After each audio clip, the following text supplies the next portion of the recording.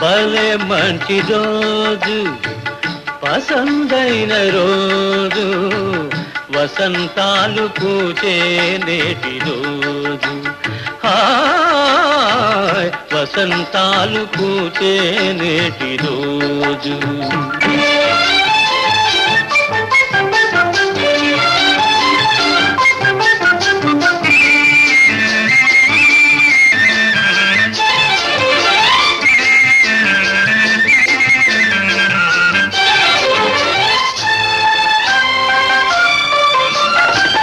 గుండెలోని కోరికలన్నీ గువ్వలుగా ఎగిసిన రోజు, గువ్వలైన ఆ కోరికలే గూటిలోన చేరిన రోజు.